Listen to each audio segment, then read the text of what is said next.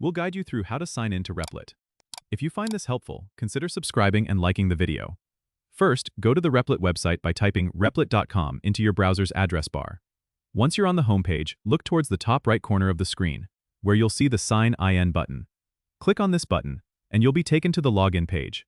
Here, you have a few options for signing in. If you already have a Replit account, simply enter your email and password in the respective fields. If you prefer, you can also sign in using a third-party service like Google or GitHub by clicking on the corresponding icon. This is especially convenient if you want to streamline your login process using existing credentials. After entering your information or selecting a third-party service, click the Continue button to proceed. If you've entered your details correctly, you'll be logged in and redirected to your Replit dashboard, where you can start coding or manage your existing projects. For those who might have forgotten their password, don't worry. There's a Forgot Password link on the sign-in page. Click on it, and follow the prompts to reset your password via email.